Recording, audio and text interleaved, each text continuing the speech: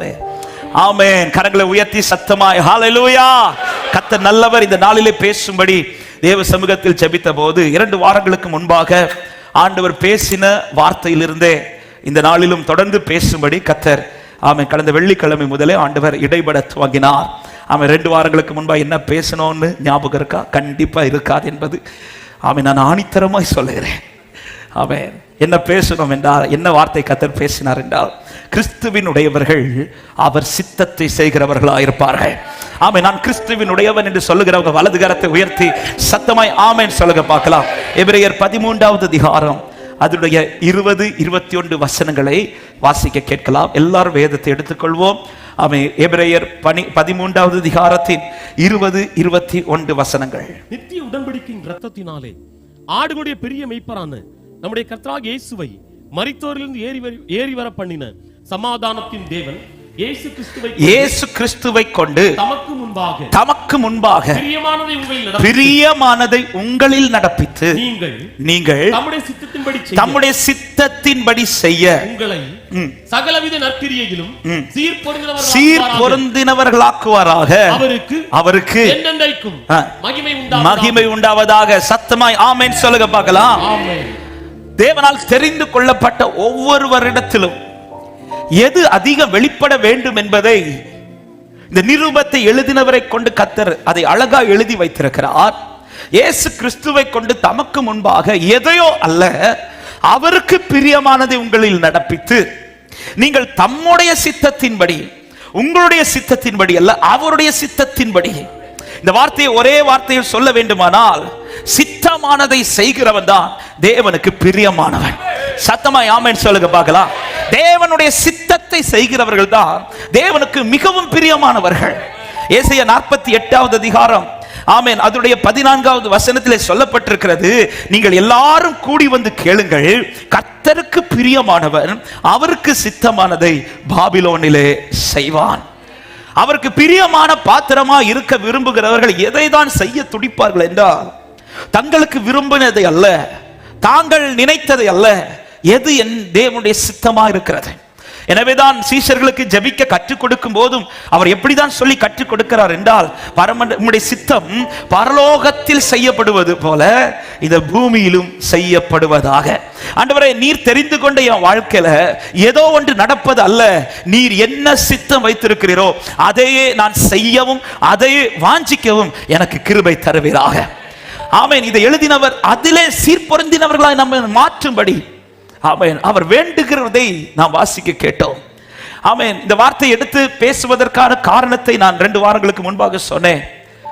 எஸ்தரின் புஸ்தகத்திலே அன்று ராஜா இரவில் தூக்க வராமல் நடவடிக்கைகள் எடுத்து படிக்கும் போது அவருடைய புஸ்தகத்தில் எது எழுதப்பட்டிருக்கிறது என்றால், ராஜா ஜனத்துக்கு என்ன செய்தார் என்று எழுதப்படாமல் மொர்தெகாய் ராஜாவுக்கு என்ன செய்தார் என்பது எழுதப்பட்டிருந்தது. ஆமென். ராஜாவின் புஸ்தகத்தில் எது அதிகம் எழுதப்படுகிறது என்றால், யார் ராஜாவுக்கு என்ன செய்திருக்கிறார்கள், இந்த ராஜாவுக்கு என்ன செய்தோம் என்பது எழுதப்பட்டது. அந்த தேசத்தில் மொர்தெகாய் மட்டுமல்ல, அந்த அரண்மனையில் மொர்தெகாய் மட்டுமல்ல, அநேகர் உண்டு. எல்லாரை குறித்தும் எழுதாமல் இந்த மொர்தெகாயை குறித்து மட்டும் எழுதியிருக்க காரணம், இந்த மொர்தெகாய் இந்த ராஜாவுக்கு என்று ஒரு நன்மையை செய்திருக்கிறார், இந்த ராஜாவுக்காக ஏதோ ஒன்றை செய்திருக்கிறார். எனவே தான் மொர்தெகாயின் பெயர் எழுதப்பட்டது. இந்த வார்த்தை தான் என்னோடு இடைபட துவங்கினது. உன்னுடைய வாழ்க்கை என்கிற புஸ்தகத்துல நான் செய்யறதெல்லாம் எழுதிட்டு இருக்கிற, நிறைய எழுதிவிட்ட, ஆனா என்னுடைய புஸ்தகத்துல நீ எனக்கு செய்யறது எழுதப்படுகிறதா என்பது ஒரு பெரிய ஒரு கேள்வி. ஆமென். பரலோகத்துல போய் அவர் நம்முடைய புஸ்தகத்தை எடுத்து பார்க்கும்போது, நம்ம பேர் இருக்கிற பேஜ் எடுத்து பார்க்கும்போது அந்த பேஜ் வெறுமையா இருக்குமானால், ஆமென், நாம் இவ்வளவு நாள் தேவனை சேவித்தது வீணாய் மாறிவிடும். ஆமென். அவர் வரும்போது எப்படி வரப்போகிறார் தெரியுமா? அவனவனுக்குரிய கிரியைக்கு தக்க பலனோடு வரப்போகிறார். ஹல்லேலூயா. ஒவ்வொருவருக்கும் பலன் கொடுக்கும் போது, என்னிடத்தில் வந்து உனக்கு தருகிறதுக்கு என்கிட்ட பலன் இல்லை என்று சொல்லிவிட்டால், நான் இவ்வளவு நாள் தேவனை சேவித்து ஆராதித்து எந்த பிரயோஜனமும் கிடையாது. அவர் வரும்போது எனக்கான பலனோடு கர்த்தர் வரணும். விரும்புறவங்க சத்தமாய் ஆமென் சொல்லுங்க பார்க்கலாம். எனவே தான் சீயோனை போல கர்த்தர் நம்மை தெரிந்தெடுத்து, இந்த சீயோனை எதற்கு கர்த்தர் தெரிந்தெடுக்கிறார்? 2 விஷயம். 1 வாசம் பண்ணவும், 2 அவர் வெளிப்படவும். 132வது சங்கீதம் 13-14 சொல்லுகிறார், கர்த்தர் சீயோனை தெரிந்து கொண்டு அது தமக்கு வாசஸ்தலமாகும்படி விரும்புகிறார். இது என்றென்றைக்கும் நான் தங்கும் இடம், இதை நான் விரும்பினபடியால் இங்கே வாசம் பண்ணுவேன். அப்ப சீயோனை தெரிந்தெடுத்து, ஒன்று கர்த்தர் நம்மை தெரிந்தெடுத்தது நம்மில் வாசம் பண்ணுவதற்கு, ரெண்டு எதற்காய் கர்த்தர் தெரிந்தெடுத்தார்? வெளிப்படுவதற்கு. அதுதான் ஏசாயா 2வது அதிகாரம் அதனுடைய 3வது வசனத்திலே சொல்லப்படுகிறது. வாசியுங்கள், ஏசாயா 2:3.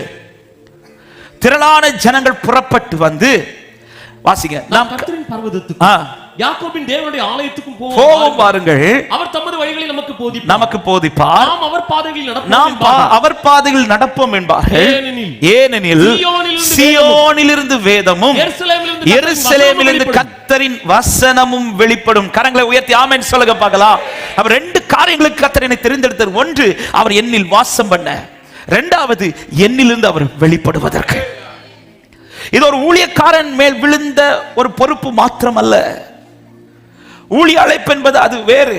அது ஒரு ஆண்டவர் ஒருவனை ஆரோனை போல அழைக்கப்பட்டால் ஒழிய ஒருவனும் இந்த கனமான ஊழியத்தில் நிற்க முடியும். அந்த ஊழிய அழைப்பு என்பது வேறு. அதோடைய கிருபைகள், அதை கத்து அவர்களை நடத்துகிற விதங்கள் அது வேறு. ஆனால் தேவனால் தெரிந்து கொள்ளப்பட்டு விரும்பி தெரிந்து கொண்ட அத்தனை சீயோனும் எதற்காக கத்த தெரிந்தெடுத்தார்? ஒன்று, வாசம் பண்ண. ரெண்டு, வெளிப்பட. ஆமென். இதை மறந்து விடவே கூடாது. இஸ்ரவேலர்களை பார்த்து உபாகமத்தில் ஒரு வார்த்தை சொல்லுவார் ஆண்டவர். ஆமென். நான் உங்கள் தேவனாய் இருக்கும்படிக்கு நான் உங்களை எகிப்து தேசத்திலிருந்து வர பண்ணினேன் அப்படின்னுவார். நான் உங்கள் தேவனாய் இருக்கும்படிக்கு, அதாவது உன்னில் நான் வாசம் பண்ணணும், உன்னிலிருந்து நான் வெளிப்படணும். இதுக்காக தான் கர்த்தர் என்னை தெரிந்தெடுத்தார். இதற்காக தான் கர்த்தர் என்னை தெரிந்தெடுத்தார். அப்ப என்னில் வாசம் பண்ணுவது மாத்திரமல்ல என்னுடைய விருப்பமா இருக்க வேண்டியது. இரண்டாவது, என்னில் விரும்ப வேண்டிய முதல் பிரதானமான காரியம், என்னிலிருந்து கர்த்தர் வெளிப்படணும். எத்தனை பேர் விசுவாசித்து கேட்கிறீங்க? ஆமென் என்று சொல்லுங்க பார்க்கலாம். ஹல்லேலூயா. அவருடைய சித்தம் செய்கிறவர்களாய் இயேசு கிறிஸ்து இந்த பூமியில் வந்த போதும் அவருடைய ஏக்கம் முழுவதுமே அதுதான், அவருடைய சித்தம் செய்கிறது தான். ஆமென். அவருடைய சித்தத்தின்படி செய்வது. யோவான் 6:38 சொல்லுகிறார், என் சித்தத்தின்படி அல்ல, என்னை அனுப்பினவருடைய சித்தத்தின்படி செய்யவே நான் வானத்திலிருந்து இறங்கி வந்தேன். யோவான் 4:34 சொல்றார், இயேசு அவர்களை நோக்கி, நான் என்னை அனுப்பினவருடைய சித்தத்தின்படி செய்து அவருடைய கிரியையை முடிப்பதே என்னுடைய போஜனமா இருக்குது அப்படின்றார். எதுதான் அவருடைய ஃபுல் ஃபோக்கஸா இருக்குதுன்னா, ஆண்டவர் எதுக்காக என்னை பூமியில் ஜெனிப்பித்தார், எதற்காக கர்த்தர் என்னை ரட்சித்தார், எதற்காக என்னை மறுபடியும் ஜெனிப்பித்தார், எதற்காக அவர் என்னை விரும்பி தெரிந்தெடுத்தார், என் தேவனுடைய சித்தம் பரிபூர்ணமாக. ஹல்லேலூயா. ஆமென். செய்தியில சொன்னேன், 5 அப்பம் 3 நாட்கள் இயேசுவின் பாதத்தில் ஜனங்கள் இருந்தது போலவே இருக்குது. இந்த 3 நாட்களும் இந்த அப்பம் கெடாம கத்த வச்சிருந்தார், கெடாம வச்சிருந்தார் இல்ல? ஆமா. இந்த அப்பத்தை அந்த சின்ன பையன் வீட்டில இருந்து செய்து வந்தது கர்த்தர் தான் செய்ய வச்சிருப்பார். ஏன்னா பைபிள் சொல்லுகிறது, அவர் தாம் செய்ய போகிறதை அறிந்திருந்தார் என்று. அப்ப இந்த அப்பத்தை வீட்டில இருந்து இந்த பையனை கொண்டு வர வச்சது கர்த்தருடைய செயல். சரி, கொண்டு வந்தது ஓகே, கொண்டு வந்துட்டு அவனை சாப்பிடாம விட்டது அது இன்னொரு செயல். ஒவ்வொன்றுமே கர்த்தருடைய செயல். சரி, 3 நாள் ஆயிடுச்சு. 3 நாள் ஆகி அந்த அப்பத்தை தான் கர்த்தர் கேட்கிறார். என்ன ரொம்ப ஆச்சரியப்படுத்தி, இந்த 3 நாள் ஆகி இந்த அப்பம் என்ன ஆகல தெரியுமா? கெடல. கெடல. அப்ப கெடாம வச்சிருக்கிறார்னா இந்த அப்பத்துல ஏதோ ஒரு சித்தத்தை கர்த்தர் வச்சிருக்கிறார். எத்தனை பேர் நான் சொல்ற வார்த்தை நம்புகிறேன்? இன்னைக்கு என்ன கெடாம வச்சிருக்கிறார்னா என்னிலே தேவ சித்தம் வெளிப்பட வேண்டியது இருக்கிறது என்று நம்புகிறவர்கள் சத்தமா ஆமென் சொல்லுங்க பார்க்கலாம். கெடுக்க பல விதத்தில் சத்துரு போராடி பார்த்தான், கெடுக்க பல விதத்தில் சத்துரு கூடாரத்தில் நுழைந்து பார்த்தான், கெடுக்க பல விதத்தில் சத்துரு நம்முடைய வாழ்க்கையில் போராடி பார்த்தான். ஆனாலும் இன்னைக்கு கர்த்தர் என்ன கெடாம வச்சிருக்கிறார் என்றார். நான் வாழ்வது தேவனுக்காக என்று சொல்லுகிறவர்கள் சத்தமா ஆமென் சொல்லுங்க பார்க்கலாம். நான் வாழ்வது உமக்காக, உமது சித்தம் செய்வ. ஆபிரகாம் மடியில் அது லாசரு இருந்த போது கீழே இருந்து ஐஸ்வர்யவான் கதறுகிறான். ஆமென். தயவு செஞ்சு அவனை திரும்ப என் சகோதரர்களுக்கு அனுப்புங்க, போய் சொல்ல வைங்க.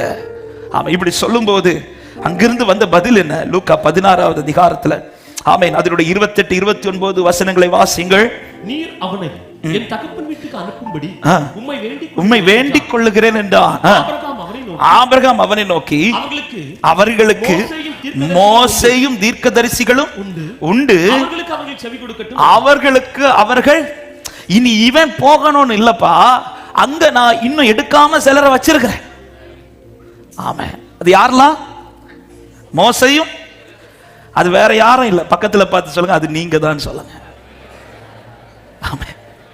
அந்த மோசையும் நீங்க தான், அந்த தீர்க்கதரிசி நீங்க தான். இன்னைக்கு கெடாம அதுக்கு நான் வச்சிருக்கிறேன்ப்பா. ஏன்டவர் இன்னும் என்ன உயிரோட வச்சிருக்கிறீங்க? எங்க ரட்சித்த உடனே என் நித்தியத்துக்கு தான் கொண்டு போறது தேவ சித்தமானால் நான் மறுபடி பிறந்த அடுத்த நேரத்தில் கர்த்தர் என்ன தூக்கிருக்கலாமே. ரட்சிக்கப்பட்டு இந்த உடன்படிக்கைலாம் பண்ண அந்த நாள்ல நம்மளுடைய ஜபம்லாம் என்ன தெரியும்? ஆண்டவர் இன்னைக்கு வர மாட்டீரா? வரமாட்டேன், நான் வரவே மாட்டேன். நான் உன்கிட்ட எதிர்பார்க்கிறத நீ செய்யாம, என் சித்தவனில் நிறைவேறாம நான் வரமாட்டேன். இந்த வார்த்தை இன்னைக்கு தியானிச்சுட்டு இருக்கும் போதுதான் அவன் ஆண்டவர் எடுத்துக்கொள்ளப்படுவதற்கு, அதாவது மரணங்களை சந்திக்கிறதுக்கு முன்பாக சீஷர்கள்ட்ட நிறைய காரியங்களை பேசுவார். அதுல தான் யோவான் 14வது அதிகாரத்தில் சொல்வார், உங்கள் இருதயம் கலங்காது இருப்பதாக. ஆமென். இப்படி சொல்லிவிட்டு ஆண்டவர் சொல்லுவார், நான் போய் உங்களுக்காக ஒரு வாசஸ்தலத்தை ஆயத்தம் பண்ணுகிறேன், நான் மறுபடி உங்களை என்னிடத்தில் சேர்த்துக் கொள்வேன். இப்படி எல்லாம் பேசி கீழே வந்துதான் ஆமென் சீஷர்கள்ட்ட ஒரு வார்த்தை சொல்லுகிறார். 11-12 வசனங்களை வாசிங்கள். நான் பிதாவிலும் பிதா என்னிலும் இருக்கிறதை நம்புங்கள், அப்படி இல்லாவிட்டாலும் என் கிரியைகள் நிமித்தமாவது என்னை நம்புங்கள். மெய்யாகவே நான் உங்களுக்கு சொல்லுகிறேன், போகிறபடினால் என்னை விசுவாசிக்கிறவன் நான் செய்கிற கிரியைகளை தானும் செய்வான், இவைகளை பார்க்கிலும் பெரிய கிரியைகளையும் செய்வான். கையை வைத்து ஆமென் சொல்லுங்க பார்க்கலாம். இந்த வார்த்தையை இன்னைக்கு படிச்சிட்டு இருக்கும் போது ஆண்டவர் ஏன் கிட்ட பேசின வார்த்தை இதுதான், உன்னுடைய கிரியையை பார்த்து தான் நான் செங்கல் எடுத்து கட்டுவேன்றார். உனக்காக நான் ஒரு வாசஸ்தலத்தை ஆயத்தம் பண்றேன், அந்த வாசஸ்தலம் பூரணமாகணும்னா உன் கிரியை இங்க பூர்ணமாகணும், உன் செயல்கள் பூர்ணமாகணும். அப்போ தேவன் விரும்புகிற சித்த எண்ணில் நிறைவேற ஒவ்வொரு அடுக்கு செங்கல் ஏறிட்டு இருக்குதுன்னு அர்த்தம். ஆண்டவர் என்கிட்ட பேசுறது அப்படியே நான் சொல்றேன். உன்னுடைய செயல்கள் தான் உனக்கான வாசஸ்தலத்தை உண்டாக்கி கொண்டிருக்கிறது. உன்னுடைய செயல்கள் தான் உனக்கான வாசஸ்தலத்தை கட்டி கொண்டிருக்கிறது. எனவேதான் பைபிள் சொல்லுகிறது, உங்களுடைய பொக்கிஷங்களை பரலோகத்தில் சேர்த்து வைங்கள். நான் செய்கிறது இன்னைக்கு என்ன செய்கிறேன்? என் செயல்கள் தேவனுடைய புஸ்தகத்தில் எழுதப்படுகிற செயல்களாய் மாறிக்கொண்டிருக்கிறதா? ஆமை. உண்மையாய் அவரை நேசிக்கிறவர்கள் எதை தான் செய்ய துடிப்பார்கள் என்றால் அவருடைய விருப்பத்தை பேதுருவிடத்தில் கேட்கிறார். என்ன கேட்கிறார்? நீ என்னிடத்தில் அன்பாயிருக்கிறாயா? ஆமென். அன்பாயிருக்கிறேன் என்று 3 முறையும் பேதுரு சொல்லும் போதும் பேதுரு கிட்ட ஆண்டவர் சொல்லுகிற வார்த்தை, நீ என்கிட்ட என்ன நேசிக்கிறல, என்ன விரும்புகிறல, நான் உனக்கு என்ன செய்யணும் அப்படி கேட்கல. நீ என்ன விரும்புகிறேன்னா என் விருப்பத்தை நீ செய்யணும்ன்றார். அதனாலதான் யோவான் 21:15-16-17 வசனத்துல சொல்றார், ஆம் ஆண்டவரே உம்மை நேசிக்கிறேன் என்பதை நீர் அறிவீர் என்றான். உடனே அவர் சொல்றார், என் ஆட்டுக்குட்டிகளை மேய்ப்பாயாக. 16 திரும்ப சொல்றார், ஆம் ஆண்டவரே உம்மை நேசிக்கிறேன் என்பதை நீர் அறிவீர். திரும்ப சொல்றார், என் ஆடுகளை மேய்ப்பாயாக என்றார். 17 திரும்ப சொல்றார், ஆமே ஆண்டவரே நீர் எல்லாவற்றையும் அறிந்திருக்கிறீர், நான் உம்மை நேசிக்கிறேன் என்பதையும் அறிவீர் என்றதும் இயேசு திரும்ப என் ஆடுகளை மேய்ப்பாயாக. இப்ப நேசிக்கிறேன் சொல்லுகிறவன் இடத்தில் அவர் எதை தான் சொல்றார்? உன் விருப்பத்தை சொல்லுன்னு சொல்லல, மாறா என் விருப்பத்தை நீ நிறைவேற்றார். ஆமே. நீங்க பைபிளை பார்த்தீங்கன்னா தெரியும், கர்த்தர் தேடி தெரிந்து கொண்ட அத்தனை பேர் வாழ்க்கையிலும் தேவன் தம்முடைய செயல்களை தான் செய்ய அவர்களை அழைத்திருப்பார். அவரிடத்தில் வந்தவர்கள் உண்டு சிலர், அப்படி வந்தவங்க எல்லாருமே சித்தம் செய்ய வரவில்லை, மாறாய் அவரிடத்தில் ஏதாவது பெற்றுக்கொள்ள வந்தார்கள். ஆனா நீங்க ஆதியாகமத்திலிருந்து படிச்சீங்கன்னா தெரியும், ஆண்டவர் யாரெல்லாம் தெரிந்து கொள்றாரோ, ஆபிரகாமா இருக்கட்டும், நோவாவா இருக்கட்டும், மோசையா இருக்கட்டும், ஆமென், புதிய ஏற்பாட்டில் பேதுரு சீஷர்களா இருக்கட்டும், சவுலாய் பவுலா இருக்கட்டும், யாரா இருக்கட்டும், அவர் ஒருத்தனை செலக்ட் பண்றாருன்னா அவன் வாழ்க்கையில அவன் விரும்புவதை செய்வதை அல்ல, அவர் விருப்பத்தை நிறைவேற்றுவதை தான் கர்த்தர் எதிர்பார்க்கிறார். எனவேதான் சீஷர்கள்ட்ட யோவான் 15:16 சொல்லுங்க, நீங்கள் என்னை தெரிந்து கொள்ளவில்லை, நான் உங்களை தெரிந்து கொண்டேன். எத்தனை பேர் இந்த காலை நேரத்தில் தைரியமாய் சொல்ல முடியும், நான் அல்ல அவரை தெரிந்து கொண்டது, அவர் தான் என்னை தெரிந்து கொண்டிருக்கிறார் என்று சொல்லுகிறவர்கள் சத்தமாய் ஆமென் சொல்லுங்க பார்க்கலாம். ஆமென். அவர் புஸ்தகத்துல நான் செய்யறது எழுத பண்ணோம். அப்ப என்னுடைய விருப்பங்களும் என்னுடைய ஏக்கமும் எதற்காக தான் துடிக்கணும்னா எதையோ செய்வதல்ல. ஆமென். ஒரு வார்த்தையை தைரியமா சொல்றேன், தினமும் நான் செய்கிற செயல்கள் சொல்லும் நான் என் தேவனை நேசிக்கிறேனா இல்லையா என்பதை. ஆமென். நான் செய்கிற செயல்கள் அது சொல்லும் நான் என் ஆண்டவரை எவ்வளவு நேசிக்கிறேன் என்று. பேதுரு நேசிக்கிறேன் என்று சொன்னதும் ஆண்டவர் சொல்றார், நீ என் ஆடுகளை, அவருடைய விருப்பத்தை அப்படியே வைக்கிறார், அவர் திட்டத்தை வைக்கிறார். நான் இன்னைக்கு எதை செய்ய பிரயாசிக்கிறேன், என்னுடைய செயல்கள் எதை செய்ய துடிக்கிறது, ஹalleluya. தேவ சித்தத்தை செய்கிறவர்கள் பாக்கியவான்களா இருக்கிறார்கள். சத்தமாய் ஆமென் சொல்லுங்க பார்க்கலாம். ஆமே. கடந்த வாரத்தில் நாம் கேட்டோம், சித்தத்தை செய்கிறவர்கள் என்ன செய்ய வேண்டும் என்பதை. இந்த நாளிலும் அதுக்கு தொடர்ச்சியாகவே கர்த்தருடைய ஆவியானவர் நம்மோடு கூட பேசுவாராக. சித்தத்தை செய்ய விரும்புகிறவர்கள் அல்லது சித்தத்தை அறிந்து கொள்ள விரும்புகிறவர்களிடத்தில் வெளிப்பட வேண்டிய ஒரு 3 காரியங்களை நான் வேகமாய் சொல்லி நான் ஜெபிக்க விரும்புகிறேன். வார்த்தைகளை நன்றாய் கவனித்துக் கொள்ளுங்கள். அப்போஸ்தலர் 9வது அதிகாரம். அங்கே நமக்கு தெரியும், சவுலை கர்த்தர் வந்து சந்தித்ததும் ஆமென், சவுலிடத்தில் கர்த்தர் பேசுகிற காரியங்களும் கொடுக்கப்பட்டிருக்கிறது. ஆமென். இதுவரை சந்திக்காத ஒரு மெய்யான ஒளியை ஆமென் சவுல் முதலாவது சந்திக்கிறான். அவன் புறப்பட்ட பிரயாணம் ஒன்று, ஆனால் இப்பொழுது அவனுடைய வழியிலே அவன் எதிர்பார்த்திராத ஒரு சந்திப்பு தான் இந்த சந்திப்பு. அதுதான் இயேசு கிறிஸ்துவின் சந்திப்பு. இந்த சந்திப்பு அவன் வாழ்க்கையில் ஒரு மறுரூபத்தை உண்டாக்குகிறது. இந்த சந்திப்பு அவன் வாழ்க்கையில் ஒரு மாற்றத்தை உண்டாக்குகிறது. இந்த சந்திப்பில் சந்திக்கப்பட்டதும் சவுல் கேட்ட முதல் வார்த்தையே, ஆண்டவரே நான் என்ன செய்ய சித்தமாயிருக்கிறேன். ஏன் இப்படி ஒரு கொஸ்டின் சவுல் கேட்க காரணம் என்னவென்றால், தேவன் சந்தித்த சந்திப்பை அவன் பெரிய கிருபையாய் பார்த்தான்.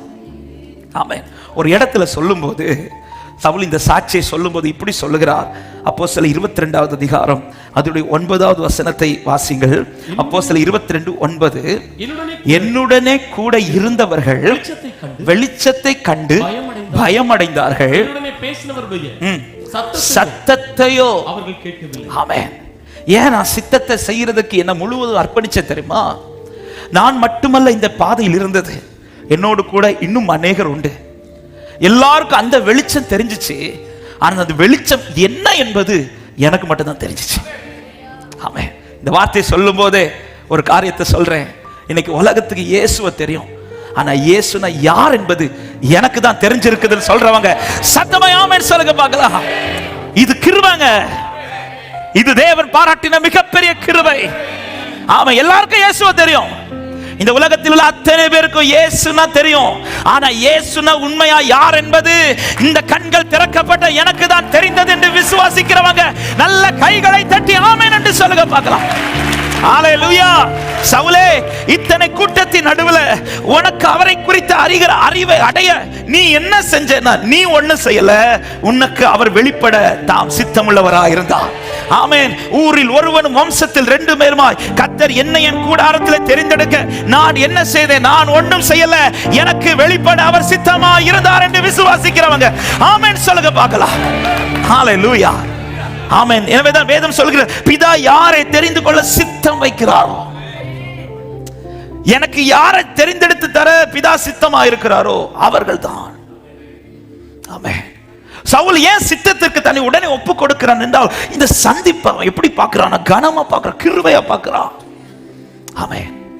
நான் மாத்திரம் அந்த ட்ராக்ல இருந்து என்னை சந்திக்கிறார் என்றால் அது வேற. என் கூட அநேகர் உண்டு, மற்ற எல்லாருக்கும் வெளிச்சம் தெரிஞ்சிச்சு, ஆனா எனக்கு மட்டும்தான் இந்த வெளிச்சத்துக்குள்ள சத்தியம் தெரிஞ்சிச்சு. ஹalleluya. எல்லாருக்கும் இயேசுவை தெரியும், ஆனா இயேசுவுக்குள்ள இருக்கிற சத்தியம் எனக்கு மட்டும்தான் கர்த்தர் தெரிய பண்ணி இருக்கிறார். ஆமென். ஆமென். இயேசுவை தெரியுமான்னு ஊர்ல போய் கேட்டு பாருங்க, எல்லாருக்கும் தெரியாது. யாருக்கு தான் தெரியாது இயேசுவை? எல்லாருக்கும் இயேசுவை தெரியும், ஆனா அவர்களுக்கு தெரியாத ஒன்று எனக்கு தெரிந்திருக்கிறது. அவர்கள் பார்க்காத ஒன்று நான் பார்த்திருக்கிறேன். அவர்கள் கேட்காத சத்தம் நான் கேட்கிறேன். இது கிருபைன்னு சொல்றவங்க நல்ல கைகளை தட்டி ஹalleluya. ஆமென். அன்பு சபையே, எனவே தேவன் தம்மை உங்களுக்காய் வெளிப்படுத்த வரும்போது அதை அற்பமாய் பார்க்காதீர்கள். அதுதான் பவுல் சொல்லுகிறார், அவர் தருகிற கிருபையை நான் விருதாவாக்குகிறது இல்லை. ஹalleluya. வேற யாருக்குமே வெளிச்சம் தெரியலன்னா ஓகே, எல்லாருக்குமே தெரியுது.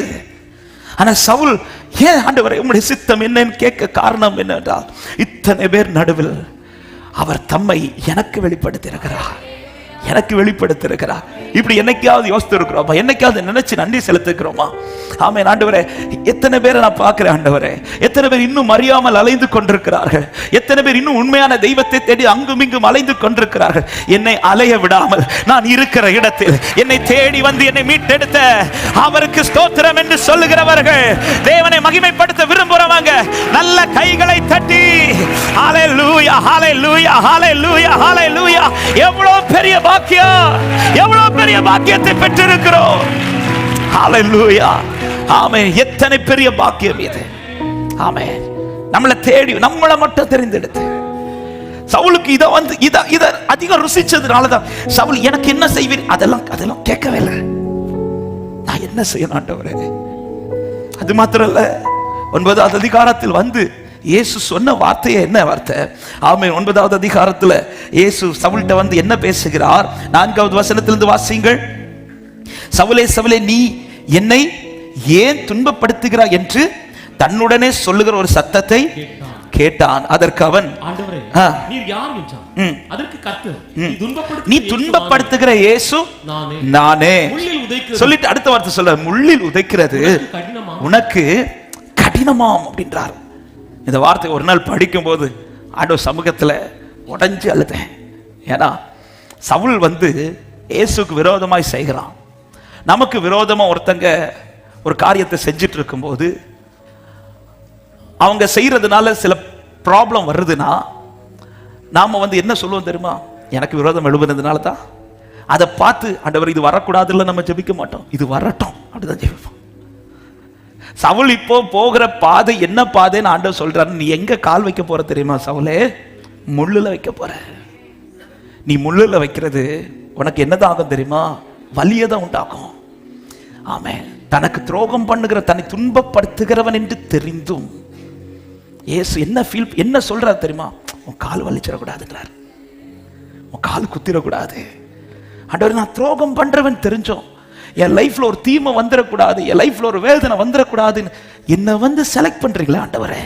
இந்த அன்பை என்ன சொல்வது? என்ன நான் சொல்வேன்? இயேசுவின் அன்பை ருசித்தே தினமும் பல சூழ்நிலையில் மாறா. எப்படி சொல்வே இயேசுவின் அன்பை ருசித்தே தினமும் பல சூழ்நிலை. 2 கரத்தை உயர்த்தி தள்ளாமலே தள்ளாமலே என்னை தள்ளாமலே தாங்கின அன்பிதுவே. தள்ளாமலே என்னை தாங்கின அன்பிதுவே. தாகின அன்பிதுவே.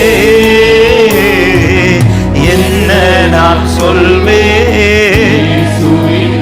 ஹல்லேலூயா.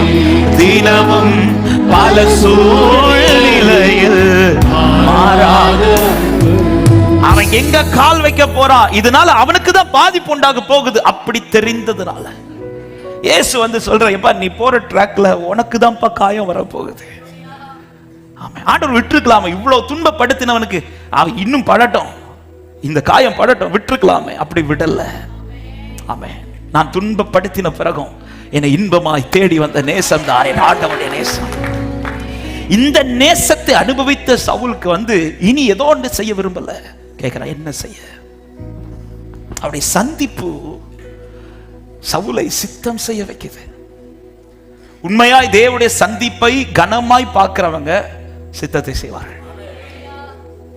தேவனுடைய சந்திப்பை நான் இன்னைக்கு கனமா பார்க்கிறேன்னா, தேவன் என்னை சந்தித்ததை, தேவன் என்னை ரட்சித்ததை, தேவன் என்னை தெரிந்து கொண்டதை நான் இன்னைக்கு கனமாக, அது என் வாழ்க்கையில நான் ரொம்ப பெரிய பொக்கிஷமாய் பார்க்கிறேன் என்றால், நான் எதையோ செய்ய மாட்டேன், சித்தத்தை செய்கிறவனாய் ஒப்பு கொடுப்பேன்.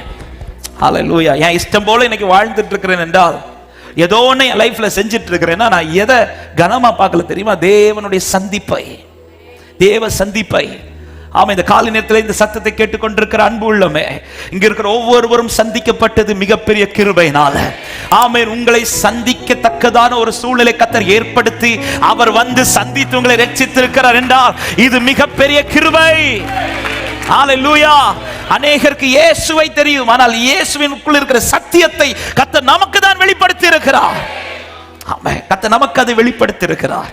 இதை அறிந்த சவுல் இதை ருசித்ததும் கேட்கிறார், நான் என்ன செய்ய சித்தமாக இருக்கிறேன். சித்தத்தை அறிய விரும்பின சவுலை கர்த்தர் உடனே சித்தத்தை சொல்லாமல் அவர் என்ன சொல்லுகிறார் என்றால், அப்போஸ்தலர் 9வது அதிகாரம் அதனுடைய 6, 8, 17, 18 வசனங்களை வாசிக்கலாம். முதலாவது 6, 8 வசனங்களை வாசிங்கள். அவன் நடுங்கி திகைத்து, ஆண்டவரே, நான் என்ன செய்ய சித்தமாயிருக்கிறீர் என்றான். அதற்கு கர்த்தர், நீ எழுந்து பட்டணத்துக்குள்ளே போ, நீ செய்ய வேண்டியது அங்கே உனக்கு சொல்லப்படும் என்றால், தரையிலிருந்து எழுந்து தன் கண்களை திறந்தபோது ஒருவரையும் காணவில்லை. அப்பொழுது கைலாகு கொடுத்து அவனை தமஸ்குவுக்கு கூட்டிக் கொண்டு போனார்கள். 17, 18. அப்பொழுது அனனியா போய் வீட்டுக்குள் பிரவேசித்து அவன் மேல் கையை வைத்து, சகோதரனாகிய சவுலே, நீ வந்த வழியிலே உனக்கு தரிசனமான இயேசுவாகிய கர்த்தர் நீ பார்வை அடையும்படிக்கும் பரிசுத்த ஆவியினால் நிரப்பப்படும்படிக்கும் என்னை அனுப்பினார் என்றார். உடனே அவன் கண்களில் இருந்து மீன் செதில்கள் போன்றவைகள் விழுந்தது, அவன் பார்வை அடைந்தான். இதே சம்பவத்தை சாட்சியை அப்போஸ்தலர் 22வது அதிகாரத்தில் சொல்லும் போது 11 முதல் வாசிங்கள் வேகமாக. 11, 13, 14, 15 வசனங்கள். நான் பார்வையற்று போனபடியினால் கைலாகு கொடுத்து வழிநடத்தப்பட்டு தமஸ்குவுக்கு வந்தேன். அப்பொழுது வேத பிரமாணத்தின்படியே பக்தி உள்ளவனும் 13வது வசனம், என்னிடத்தில் வந்து நின்று சகோதரனாகிய சவுலே பார்வையடைவாயாக என்றார். அந்நேரமே நான் பார்வையடைந்து அவனை ஏறிட்டு பார்த்தேன். அப்பொழுது அவன், நம்முடைய முன்னோர்களின் தேவனுடைய திருவுளத்தை நீ அறியவும் தரிசிக்கவும் அவருடைய திருவாய்மொழியை கேட்கவும் அவர் உன்னை முன்னமே தெரிந்து கொண்டார். நீ கண்டவைகளையும் கேட்டவைகளையும் குறித்து இயேசு சந்தித்த சந்திப்பில் உடனே சித்தத்தை சொல்லாமல் எதன் பிறகு சித்தம் அவனுக்கு வெளிப்படுகிறது என்றால், இதற்கிடையில் ஒரு காரியம் நடக்கிறது. ஒன்று, அவன் பார்வை அற்றவனாய் மாறி, இரண்டாவது அவன் பார்வை அடைகிறவனாய் மாறுகிறான். ஆண்டவர் இப்பொழுது அவன் வாழ்க்கையில் ஒரு சூழ்நிலையை சந்திக்க வைத்து திறக்கிறார். ஒன்று, இருந்த பார்வையை அடைக்கிறார், புதிதான பார்வையை கர்த்தர் கொடுக்கிறார். அப்ப சித்தம் செய்ய விரும்புகிறவர்களிடத்தில் முதலில் வெளிப்பட வேண்டியது அவர்கள் தெளிவான பார்வையுடையவர்களாக இருக்க வேண்டும். ஆமா, என்ன இங்க கர்த்தர் செய்கிறார் என்றால், சவுலுக்கு அவனுடைய பழைய பார்வையை அடைத்து விட்டு அவனுக்கு புதிய பார்வையை கர்த்தர் கொடுக்கிறார். என்ன பழைய பார்வை? சவுலுடைய பழைய பார்வை என்பது தான் செய்ய நினைத்ததை செய்ய துடிப்பது. தனக்கு எது தோணுதோ அதை செய்ய துடிப்பான். தான் எதை விரும்புகிறானோ அதை நிறைவேற்ற துடிப்பான். தான் எதை செய்ய முயற்சிக்க, அவன் செய்வதில் எதில் ரொம்ப வாஞ்சையா இருக்கிறானோ அதை நிறைவேற்றுவதில் உறுதியா இருக்கிறவன். அப்படிதான் தமஸ்குவுக்கு புறப்பட்டான். இப்பொழுது தமஸ்குவுக்கு சவுல் புறப்பட காரணம் யாரோ சொல்லி அல்ல, அவன் தான் நிருபங்களை கேட்டு வாங்கி சபைகளை துன்பப்படுத்தும்படி தானாகவே மனதில் நிர்ணயித்துக் கொண்டு தன்னுடைய ஆசைகள், தன்னுடைய சித்தத்தை நிறைவேற்ற அவன் புறப்படுகிறான். தேவனுடைய சந்திப்பு முதல் செய்கிற பிரதானமான காரியம், எது தன்னுடைய சித்தத்தின்படி செய்ய நினைச்சானோ அதை எல்லாத்தையும் கர்த்தர் அடைக்கிறார். அவன் பார்வையை அடைத்து விட்டு இப்பொழுது அவன் பார்வையை கர்த்தர் திரும்ப துவங்குகிறார். இந்த திறந்தது எதற்கு தெரியுமா? தன் சித்தத்தை செய்ய அல்ல, தேவ சித்தத்தை செய்வதற்காக. ஆமென். அப்ப தேவ சித்தம் செய்வதற்கு எனக்கு தேவனுடைய தெளிவான பார்வை வேண்டும். தெளிவான பார்வை. அவர்கள் தான் வெளிச்சத்தில் நடக்கிறவர்களாய் வேதம் காண்பிக்கப்படுகிறது. ஆமென். தெளிவான பார்வை. இந்த பார்வை உடையவர்கள் ஏதோ செய்ய மாட்டார்கள். இந்த பார்வை வந்த பிறகுதான் அனனியாவை கொண்டு கர்த்தர் அவனுடைய திட்டங்களை, சித்தத்தை வெளிப்படுத்துகிறார். அவனை முன்குறித்ததையும் அவனை தெரிந்து கொண்டதையும் அவன் என்ன செய்ய வேண்டும் என்பதையும் கர்த்தர் அவனுக்கு வெளிப்படுத்துகிறார்.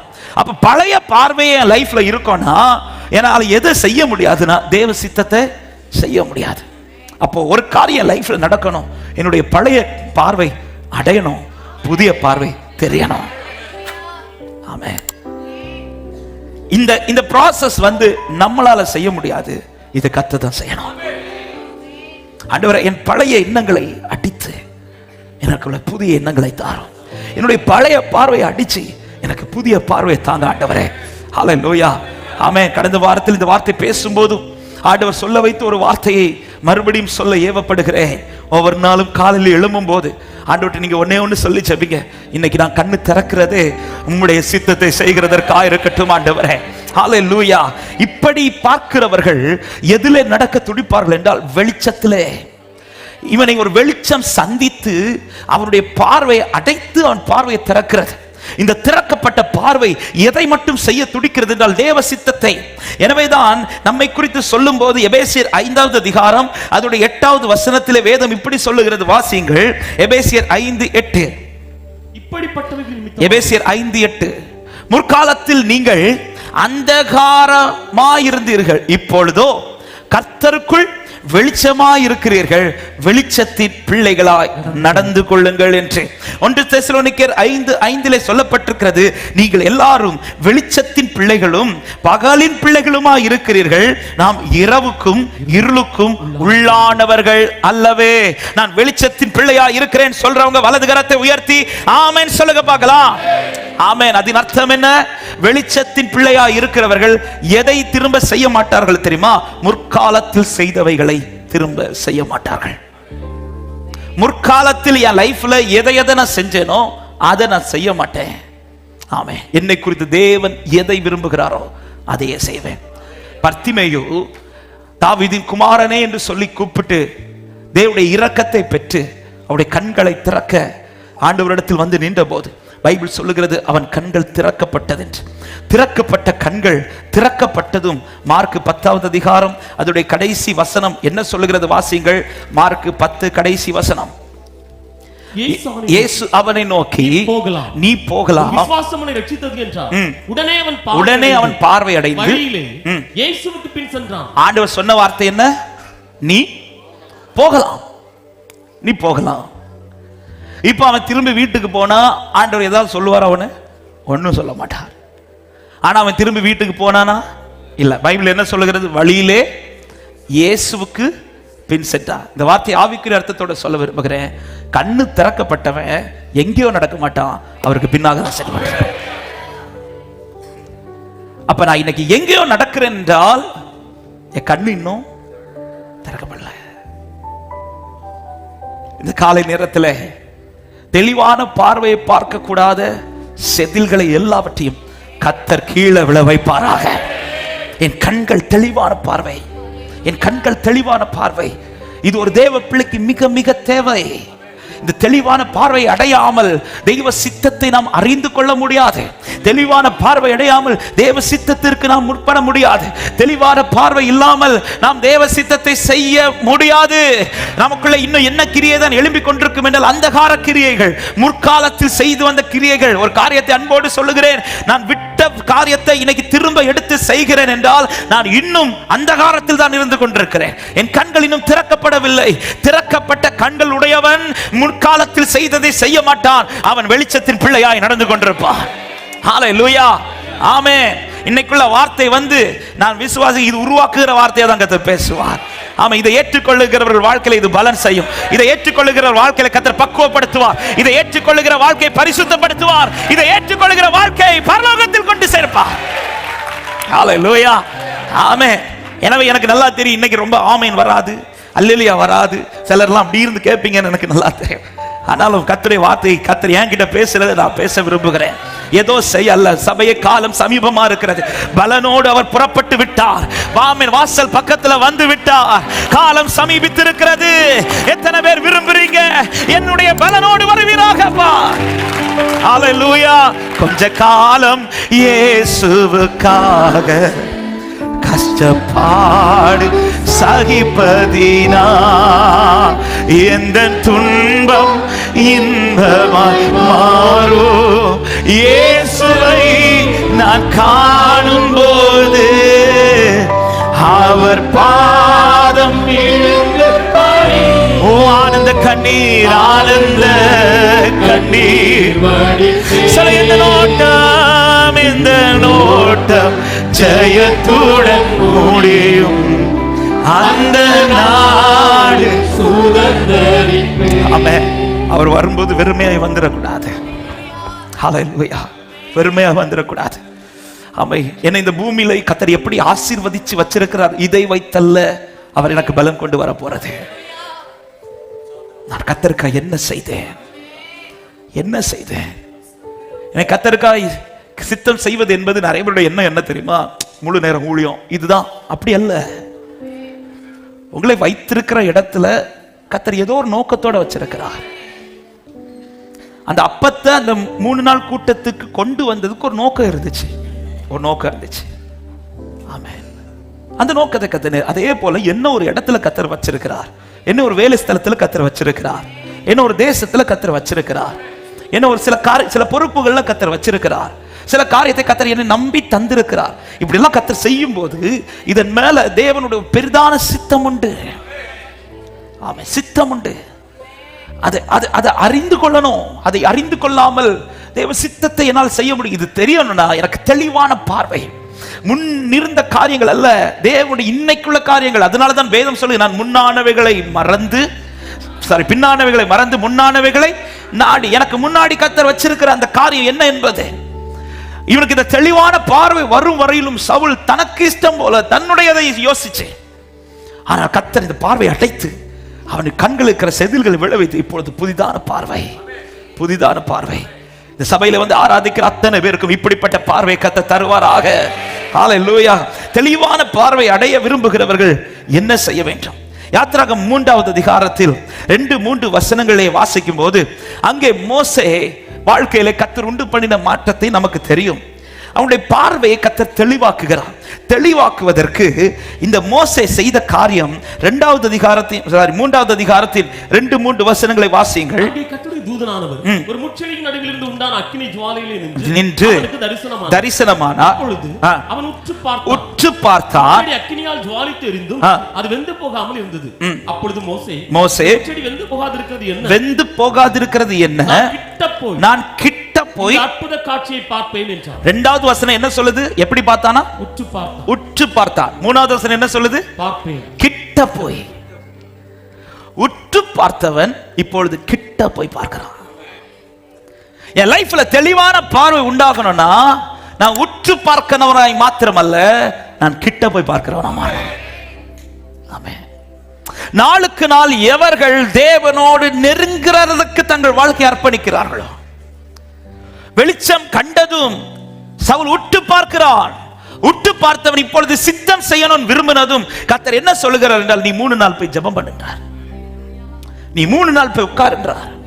அப்ப உற்று பார்க்க வைத்தவன் இப்பொழுது கிட்ட பார்க்கத்தக்கதாக வைக்கிறார். அவரிடத்தில் இன்னும் நெருங்க வைக்கிறார். அந்த பிரசன்னத்துல இன்னும் உட்கார வைக்கிறார். உற்று பார்க்க வரையிலும் தெரியாதது கிட்ட போய் பார்த்தபோது தெரிந்தது. ஆமென். உற்று பார்த்த வரையிலும் அவன் கண்களுக்கு என்னதான் தெரிந்தது? அற்புதம் தான் தெரிஞ்சிச்சு. ஆனா கிட்ட போய் பார்த்த பிறகுதான் சித்தம் தெரிந்தது. ஹல்லேலூயா. இன்னைக்கு எல்லாருமே தூரத்துல இருந்து ஆண்டவரை பார்த்துட்டு இருக்கிறதுனால மேலோட்டமாய் சிலது தெரியுது. என் லைஃப்ல சில அற்புதங்கள் நடக்குது, என் லைஃப்ல சில காரியங்களை கர்த்தர் செஞ்சிட்டு இருக்கிறார், அதெல்லாம் நான் அனுபவிக்கிறேன். ஆனா சித்தம் இன்னும் அறியல. ஏன் சித்தம் அறியலனா, நீ உற்று பார்க்கிறதோட நிற்கிற. இல்ல, நீ கிட்ட போய் பாரு.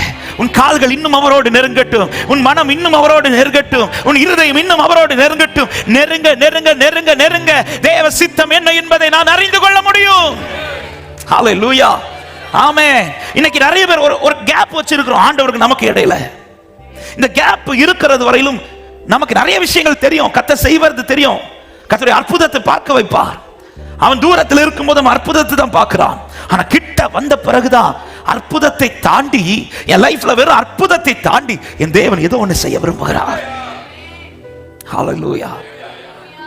உற்று பார்க்கிறவனுக்கு சித்தம் தெரியாது, தெளிவான பார்வை பார்க்க முடியாது. ஆனா கிட்ட போகிறான் பாருங்க. ஆமென்.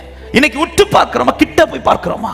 நாளுக்கு நான் என் லைஃப் இன்னும் அவர் கிட்ட நெருங்குதா, இல்ல ஒரு லிமிட்டா ஒரு தூரத்துல இருந்து இவ்வளவுதான் எனக்கு ஆண்டவருக்கு இந்த கேப் என்னைக்குமே இருந்து கொண்டிருக்குமானால் இந்த கேப் இருக்கிறது வரையிலும் என்னால பல காரியத்தை தேவ சித்தத்தை அறிந்து கொள்ள முடியாது.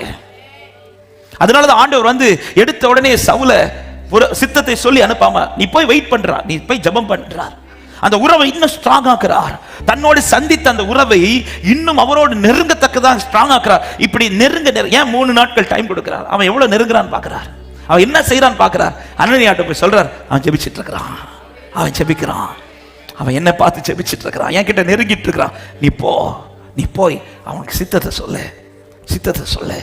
உற்று பார்க்கும் வரையிலும் அற்புதங்களை பார்க்கலாம், ஆனா சித்தத்தை அறிய முடியாது. நெருங்க. ஹல்லேலூயா. ஏசாயா ஆரம்பத்தில் தூதர்களை பார்க்கிறார், தூதர்கள் பாடுவதை பார்க்கிறார். ஆனால் நெருங்கதான் அதை தாண்டி சேனைகளின் கர்த்தரை பார்க்கிறார். இதை பார்த்த பிறகுதான் அவனுக்கு ஒண்ணு தெரியுது, ஏதோ ஒரு சித்தத்தை கர்த்தர் என்கிட்ட செய்ய விரும்புகிறார். தூரத்தில் இருக்கிறவர்களுக்கு சித்தத்தை அறிந்து கொள்ள முடியாது. தூரத்தில் இருக்கிறவர்களுடைய பார்வை தெளிவாகாது. தூரத்தில் இருக்கிறவர்களால தெளிவான பார்வையோட இதை பார்க்க முடியாது. ஆனா நெருங்குகிறவனை கர்த்தர் தெளிவான பார்வையுடையவனாய் மாற்றுவார். ஆமென் சொல்லுங்க பார்க்கலாம். அதனாலதான் கொலோசியர் 1வது அதிகாரத்தின் 9வது வசனத்திலே பவுல் எழுதும்போது இப்படி எழுதுகிறார். கொலோசியருக்கு எழுதும்போது வாசியுங்கள். இது நிமித்தம் நாங்கள் அதை கேட்ட நாள் முதல் இடைவிடாமல் ஜெபம் பண்ணுகிறோம். ஞானத்தோடும் ஆவிக்குரிய விவேகத்தோடும் அவருடைய சித்தத்தை அறிகிற அறிவினாலே நிரப்பப்படவும். 10வது வசனம், சகலவித வாசிங்க, கனிகளை தந்து தேவனை அறிகிற அறிவில் விருத்தி அடைந்து கர்த்தருக்கு பிரியமுண்டாக. அப்ப தேவனை அறிகிற அறிவிலே நான் விருத்தி அடையதான் கர்த்தருக்கு பிரியமான பாத்திரமாய் நான் மாறிக்கொண்டே இருப்பேன். மோசே தூரத்தில் இருக்கும் வரையிலும் அவனுக்கு ஒரு லிமிட் வரதான் தெரியுது. நெருப்பு முட்செடி, நெருப்பு முட்செடி, இவ்வளவுதான் தெரியும். தூரத்தில் இருக்கிற மோசே போய் என்ன பாக்குறேன்னு கேட்டா இந்த ரெண்டு தான் சொல்லுவார். என்ன சொல்லுவாரு? நெருப்பு முட்செடி, நெருப்பு முட்செடி. ஆனா கிட்ட வந்த பிறகு இப்ப மோசே கேட்கலாம், என்ன பாக்குற? கர்த்தரும் சித்தமும். ஆமென். நான் நினைச்சேன் இந்த முள்ளுக்கு மேல இறங்கின தீ அதுக்காக இறங்கினது, நெருங்கின போறதும் தெரியுது எனக்காக இறங்கினது. ஹல்லேலூயா. பல காரியங்களை கர்த்தர் ஏன் உங்களை சந்திக்க வைக்கிறாருங்கிறத நெருங்கி பாருங்க. அப்போ சொல்லுவீங்க, இதற்காக தான் என்னை சந்திக்க வைத்தார். ஆமென். நான் நெருங்காம தூரத்தில் இருக்கும் வரையிலும் சில காரியங்கள் எனக்கு காட்சியாக தான் இருக்கும். காட்சியா. ஒருவேளை மோசே இப்பொழுது இந்த முச்செடி கிட்ட நெருங்காமல் அப்படியே போயிருந்திருப்பான்னு வச்சுக்கோங்களேன். மோசே கிட்ட எப்ப நீங்க கேட்டாலும் இது ஒரு காட்சியை மட்டும் சொல்லிட்டே இருப்பார். முள்ளு, அக்கினி, முச்செடி, நெருப்பு, முச்செடி. ஆனா நெருங்கினதுனால அவன் பார்வை வித்தியாசமாகுது. ஆமென். சபையே, நாளுக்கு நாள் நெருங்க உங்கள் வாழ்க்கையை ஒப்புக் கொடுங்கள். நெருங்குகிறவனுக்கு வாழ்க்கையில பார்வையை கர்த்தர் தெளிவாக்குவார். அவன் தேவ சித்தத்தை செய்கிறவனாய் மாறிக்கொண்டிருப்பான். சத்தமாய் ஆமென் சொல்லுங்க பார்க்கலாம். நெருங்காமல் சித்தத்தை அறிய முடியாது. ஆமென். மோசே நெருங்கின போது சித்தத்தை அறிந்து கொண்டான். ஏசாயா நெருங்கின போது சித்தத்தை அறிந்து கொள்கிறான். சவுல் இன்னும் நெருங்கின போது சித்தத்தை அறிந்து கொள்கிறார். சீஷர்களையும் கர்த்தர் அப்படிதான் உருவாக்கினார். எனவே தான் எடுத்த உடனே கர்த்தர் ஒவ்வொருத்தரையும் அனுப்பி விடாம ஆண்டவர் முதல்ல 3 வருஷம் அவர்கிட்ட நெருங்க வைக்கிறார். நெருங்கி நெருங்கி நெருங்கி அவரை குறித்து அறிகிற அறிவை இன்னும் அவர்களுக்கு ஆண்டவரை உணவு ஊற்றுறது போல ஊட்டி ஊட்டி ஊட்டி சொல்லிக் கொடுத்துதான் பிற்காலத்தில் அவர் எடுத்துக்கொள்ளப்பட்டு பரிசுத்த ஆவியை அனுப்பி அதன் பிறகுதான் கர்த்தர் அவர்களை அனுப்புகிறார். அவரை அறிகிற அறிவிலே நான் நெருங்க நெருங்க தான் தேவ சித்தம் இன்னதென்று என்பதை நான் அறிந்து கொள்ள முடியும். சத்தமாய் ஆமென் சொல்லுங்க பார்க்கலாம். அப்ப தெளிவான பார்வை எனக்கு மிக மிக அவசியம். இரண்டாவது, தெளிவான பாதை எனக்கு அவசியம். பார்வை மட்டுமல்ல, பாதையும் அறிந்து கொள்ளணும். அந்த வார்த்தையை சொல்லும் போது நான் இப்படி சொல்ல விரும்புகிறேன், தெளிவான பார்வை நமக்கு இருந்தாலே நமக்கு தெளிவான பாதை வந்துடும். அப்போஸ்தலர் 22வது அதிகாரத்தில் 19, 20, 21 வசனங்களை வாசிக்கலாம். அதற்கு நான், ஆண்டவரே, உம்மிடத்தில் விசுவாசமாய் இருக்கிறவர்களை நான் காவலில் வைத்து ஜெபாலயங்களில் அடித்ததையும் உம்முடைய சாட்சியாகிய ஸ்தேவானுடைய ரத்தம் சிந்தப்படுகிற போது நானும் அருகே நின்று அவனை கொலை செய்வதற்கு சம்மதித்து அவனை கொலை செய்தவர்கள் வஸ்திரங்களை காத்துக் கொண்டிருந்ததையும் இவர்கள் அறிந்திருக்கிறார்களே என்றான். அதற்கு அவர், நீ போ, நான் உன்னை தூரமாய் புறஜாதிகளிடத்தில் அனுப்புவேன் என்று சொன்னார் என்றான். சவுல் தன் வாழ்க்கை எதற்காக கர்த்தர் பிறப்பித்தார், நான் எந்த பாதையில் நடக்க வேண்டும் என்பது எப்பொழுது சரியாய் அவனுக்கு தெரியப்பட்டது என்றால் இந்த பார்வை வந்த பிறகு. அதன் பிறகுதான் சொல்றார், உன் பிறப்புக்கு ஒரு அர்த்தம் இருக்கு. உன் பாதை எந்த பாதை? நீ இங்கே இருக்க வேண்டியவன் அல்ல, நீ புறஜாதிகள் இடத்திலே அனுப்பப்பட வேண்டியவன். ஹல்லேலூயா. நீங்கள் இங்கே இருக்க வேண்டியவர்கள் அல்ல, உங்களை குறித்த தேவ திட்டம் பெரிதா இருக்கிறது. ஆமென். அவனுடைய பாதை தெளிவாகுது பாருங்க. நம்முடைய கண்கள் தெளிவாக நம்முடைய பார்வை தெளிவாக நம்முடைய ட்ராக் கிளியர் ஆயிட்டே இருக்கும். ஆமென். நமக்கு முன்பாக கர்த்தர் சரியான வழியை காண்பித்து தருவார். எது நாம் நடக்க வேண்டிய வழி என்பதை நம்முடைய கண்களுக்கு முன்பாக கர்த்தர் காண்பிப்பார். மோசே நெருங்க இப்போ அவனுடைய பார்வை கிளியர் ஆனதும் மோசே கிட்ட கர்த்தர் சொல்லுகிற வார்த்தையை கவனிங்கள். யாத்திராகமம் 3வது அதிகாரம் அதனுடைய 10 முதல் 12 வசனங்களை வாசியுங்கள். நீ இஸ்ரவேல் புத்திரராகிய என் ஜனத்தை எகிப்திலிருந்து அழைத்து வரும்படி உன்னை பார்வோனிடத்துக்கு அனுப்புவேன் வா என்றார். கர்த்தர் சந்தித்த நோக்கத்தை சொல்லிவிட்டு இப்பொழுது சொல்ல, நான் உன்னை அனுப்புவேன் வா. அப்பொழுது மோசே தேவனை நோக்கி பார்வோனிடத்துக்கு போகவும் இஸ்ரவேல் புத்திரரை எகிப்திலிருந்து அழைத்து வரவும் நான் எம்மாத்திரம் என்றான். அதற்கு அவர், நான் உன்னோட இருப்பேன், நான் உன்னோட இருப்பேன். நீ ஜனத்தை எகிப்திலிருந்து அழைத்து வந்த பின்பு நீங்கள் இந்த மலையில் தேவனுக்கு ஆராதனை செய்வீர்கள். நான் உன்னை அனுப்பினேன் என்பதற்கு இதுவே அடையாளம் என்றார். கரங்களை உயர்த்தி ஆமென் சொல்லுங்க பார்க்கலாம். ஆமென். இப்ப இந்த மோசே இந்த மலைக்கு வந்தது எதுக்காக? ஹலோ, இருக்கிறீர்களா? இப்ப இந்த மோசே இந்த மலைக்கு வந்தது எதுக்காக? சும்மா சொல்லுங்க. ஆடு மேய்க்கிறதுக்காக. ஆண்டவர் சொல்றார், இதுக்குள்ள நான் உன்னை இங்க கொண்டு வந்தது. உன்னை குறித்த பாதை வேற. நீ ஆடு மேய்க்கிறவன் அல்ல, நீ என ஜனத்தை நடத்தி கொண்டு வருகிறவன். மோசே இந்த பார்வை வரும் வரையிலும் தன்னுடைய பாதை என்ன என்பது மோசேக்கு தெரியல. மோசே செஞ்சிட்டு இருக்கிறது இதுதான் தன் வாழ்க்கை என்று நினைச்சிட்டு இருக்கிறார். ஆனா பார்வை தெளிவான பிறகுதான் அவனுக்கான பாதை வெளிப்படுகிறது. மோசே, ஆடு மேய்க்கிறதல்ல, என் ஜனத்தை நீ கொண்டு வரணும். அதனாலதான் சொல்ல, இந்த மலையில இனி நிக்கிறியே, ஆடு மேய்ச்சிட்டு வந்தியே, இதே மலையில நீ என் ஜனத்தை கூட்டிட்டு வந்து நீ ஆராதிப்பதே உன் அடையாளமாய் மாறும். ஒரு காரியத்தை சொல்லும் போது, இந்த வார்த்தை பேசும்போது பலிபீடத்திலிருந்து ஒரு வார்த்தையை சொல்ல விரும்புகிறேன். இன்னைக்கு நிறைய பேர் நாம செய்யறது சரியில்லை என்பது தெரியாம செஞ்சிட்டு இருக்கிறோம். ஆமே, பலரும் இன்னைக்கு மோசையை போல இதுதான் என் டியூட்டி, இதுதான் கர்த்தர் என் வாழ்க்கையில வச்சிருக்கிற பாதைன்னு சொல்லி ஆடுகளை மேய்ச்சிட்டு இருக்கிறார். ஆனால் இந்த பகல் நேரத்தில் இந்த சத்தத்தை கேட்கிற உள்ளமே, இது அல்ல உன்னை குறித்து கர்த்தர் பார்த்த வாழ்க்கை. உன்னை குறித்து மகிமையானது ஒன்றை கர்த்தர் பார்த்து வைத்திருக்கிறார். விசுவாசிக்கிறவங்க சத்தமாய் ஆமென் சொல்லுங்க பார்க்கலாம். இந்த பாதை தெரிய வேண்டுமானால் உன் பார்வையை தெளிவாக்கு. சவுலே, நீ நியமிச்ச ஒரு பாதையில ஓடுறிய, இது அல்ல கர்த்தர் நியமித்த பாதை. அதுதான் எபிரேயர் 12:1 சொல்லப்படுகிறது. நமக்கு நியமித்திருக்கிற ஓட்டத்தில் பொறுமையோடு ஓட நாம என்ன செய்யணுமா? இயேசுவை நோக்கி ஓடுங்கள். ஆமா, இயேசுவை நோக்கி ஓடுங்கள். அந்த வார்த்தை இந்த செய்தியோட ஒப்பிட்டு சொல்லணும்னா, உன் பார்வை இயேசுவா இருந்தால் உன் பாதை சரியா இருக்கும். ஆமென். உன் பார்வை இயேசுவா இருந்தால், உன் பார்வை தெளிவா இருந்தால் உன் பாதை சரியா இருக்கும். பாதைகள் இடராமல் செம்மையான வழியில் நடக்க விரும்புகிற தேவ பிள்ளையே, பார்வையை தெளிவாக்கி கொண்டே இருங்கள். பார்வை தெளிவாகாம பாதை சரியாகாது. தெளிவான பாதையுடையவன் தான் சித்தம் செய்ய முடியும். தெளிவான பார்வையுடையவன் தான் சித்தம் செய்ய முடியும். ஆமென். கடைசி ஒரு வார்த்தை சொல்லி நான் ஜெபிக்க விரும்புகிறேன். தெளிவான ஓட்டம் அவசியம்.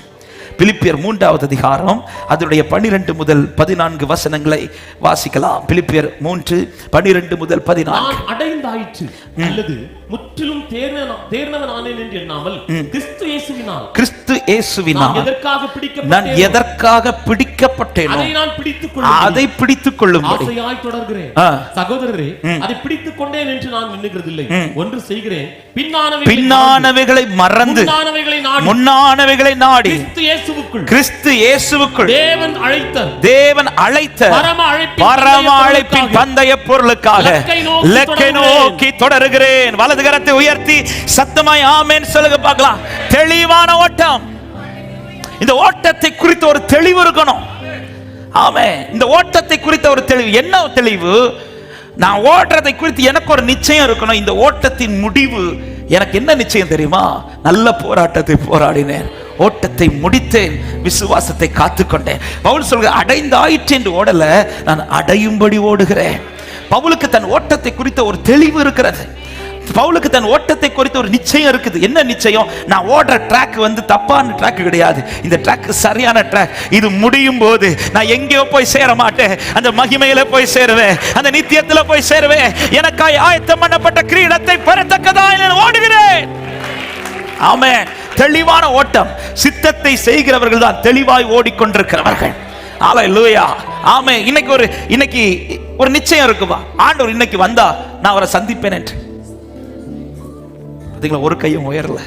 ஏன்னா நமக்கு நம்மளை பத்தி நல்லாவே தெரியும். இன்னைக்கு நம்ம ஜெபம், ஆண்டவரே இனி ஒரு வருஷம் கூட தாங்க. ஒரு நிச்சயம் இல்லாத ஓட்டம் அல்ல, நிச்சயத்தோடு ஓடுகிறான். நிச்சயத்தோடு. பவுலுக்கு இன்னொரு கான்பிடன்ட். நல்ல போராட்டத்தை போராடினது தான் மரித்த பிறகு கல்லறையில் எழுதப்பட்ட வார்த்தை கிடையாது. இன்னைக்கு குடிகாரனுக்கு அந்த வார்த்தை தான் எழுதுறாங்க. நல்ல போராட்டத்தை போராடி. என்ன போராட்டம்? அவன் எப்படி ஓடினா நமக்கு தான். அவருடைய ஓட்டம் கொஞ்சம் கால் சரிஞ்சு தான் போச்சு. எப்படி ஓடி முடிச்சிட்டார்.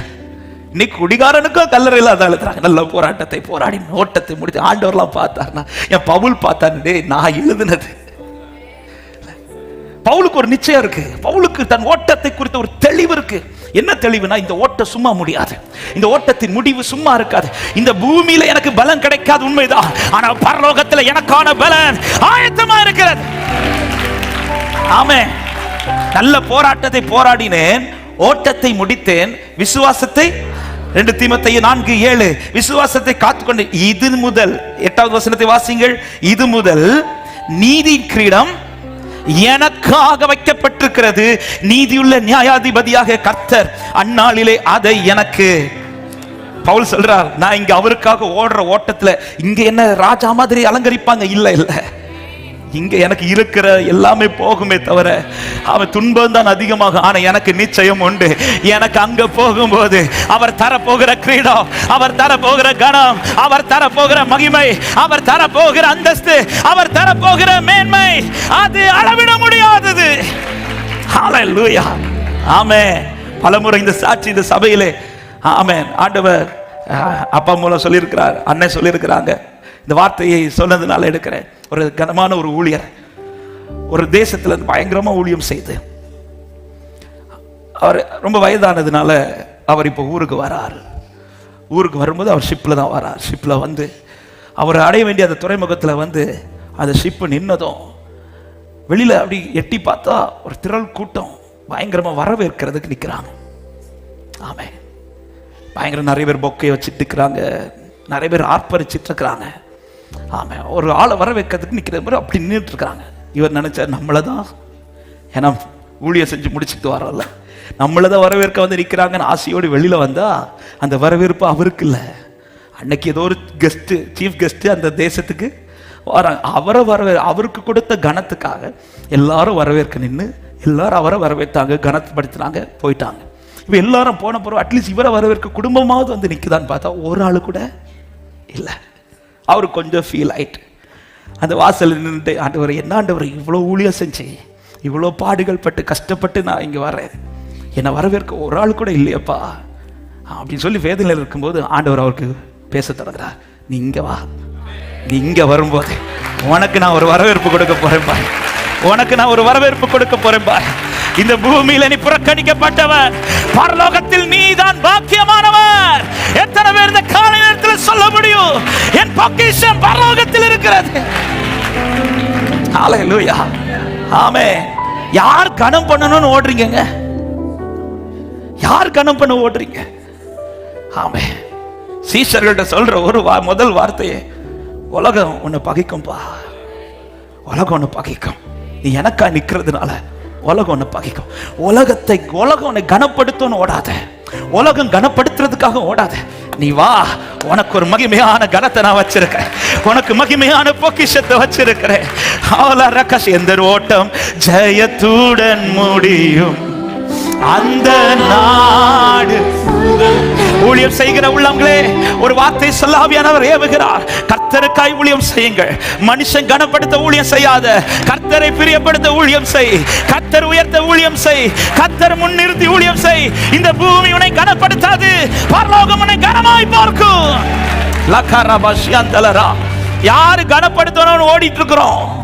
யார் உங்களை கனப்படுத்த ஓடிக்கொண்டிருக்கிறீர்கள்? ஹல்லேலூயா. ஆமென். இன்னைக்கு அவங்க என்ன இப்படி பார்க்கணும், சொந்தங்கள் என்ன இப்படி கனமா பார்க்கணும், அதுக்காக எனக்கு ஆண்டவர் இப்படி செய்யணும். ஹே, அந்த கனம் என்னத்துக்கு? ஆமென். நீ என்ன காட்டு, என்ன காட்டு, உனக்கான மகிமை பரலோகத்தில் இருக்கிறது.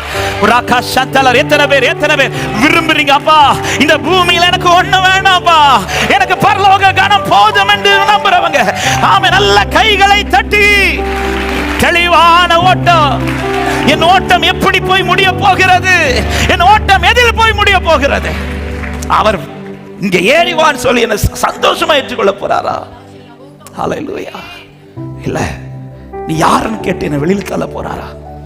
எவன் பிதாவின் சித்தத்தின்படி செய்கிறானோ அவனே பரலோக ராஜ்யத்தை சுதந்தரித்துக் கொள்வான்.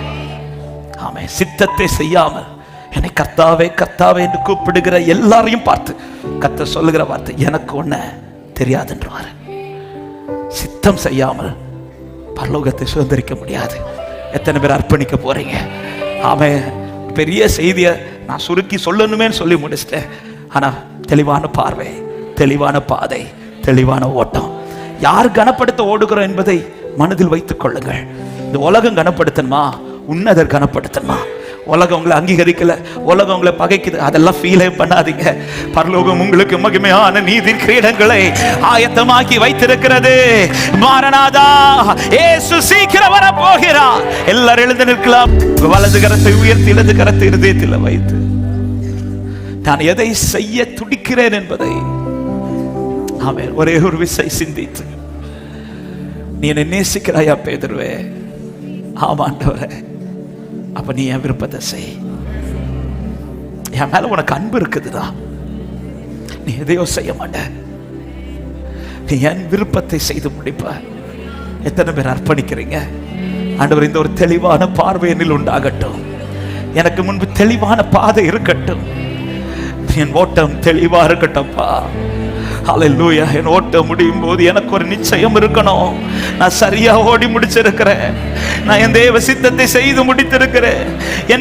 என் மேல் தேவன் வைத்த விருப்பங்களை நான் நிறைவேற்றி முடித்தேன் என்கிற அந்த நிச்சயத்தோடு ஓடி என் ஓட்டத்தை முடிக்கிற அந்த கிருபைகளை எங்களுக்கு ஒவ்வொருவருக்கும் தருவீராக. ஆமென். பழைய பார்வை மறைந்து புதிய பார்வை உண்டாகட்டும். ஆண்டவரே, அங்கும் இங்கும் அலைகிற பாதை அல்ல, நேர்வழியாய் நடக்கிற பாதை உண்டாகட்டும் அப்பா. ஹல்லேலூயா. ஓட்டத்தை சந்தேகத்தோடு அல்ல, நிச்சயத்தோடு ஓடி முடிக்கிற கிருபையை தாரும். கிறிஸ்துவை உடையவர்கள் கிறிஸ்துவின் சித்தத்தை செய்வார்களாக. எங்களை அப்படி அர்ப்பணிக்கிறோம். அது ஒவ்வொருவரை கர்த்தர் நடத்தும். கேட்ட வார்த்தைகளை விட்டு விடாதபடி அது ஒவ்வொருடைய வாழ்க்கையில நிறைவேறத்தக்கதாய் சித்தத்தின்படி ஓட கர்த்தர் கிருபை கொடுங்க. சமாதானத்தோடு அனுப்புங்க. இந்த வாரம் முழுவதும் ஆசீர்வாதமாகும், மகிழ்ச்சியாகவும் கர்த்தர் மாற்றிக்கொடும். வருகிற புதிய மாதம் நன்மையாயிருக்க கர்த்தர் கிருபை செய்யும். இந்த ஆராதனை மூலமாக இந்த எல்லா துதி கன மகிமை ஒருவருக்கே செலுத்துகிறோம். மீட்பர் இயேசுவின் நாமத்தில் ஜெபத்தை கேளும் ஜீவனுள்ள நல்ல பிதாவே, ஆமென். சேர்ந்து சொல்லுவோம். என் ஆத்துமாவே கர்த்தரை ஸ்தோத்திரி, என் முழுமையோட பரிசுத்த நாமத்தை ஸ்தோத்திரி. என் ஆத்துமாவே கர்த்தரை ஸ்தோத்திரி. கர்த்தர் செய்த சகல உபகாரங்களை மறவாதே. ஆமென். நம்முடைய கர்த்தராகிய இயேசு கிறிஸ்துவின் கிருபையும் பிதாவாகிய தேவனுடைய அன்பும் பரிசுத்த ஆவியானுடைய ஐக்கியமும் சிநேகமும் பாதுகாவலும் நம் அனைவரோடும் சகல பரிசுத்தவான்களோடும் கர்த்தருடைய வருகை மட்டும் தங்கி இருப்பதாக. ஆமென். ஹல்லேலூயா. சமாதானத்தோடு போய் வாருங்கள். கர்த்தர் உங்களை ஆசீர்வதிப்பார்.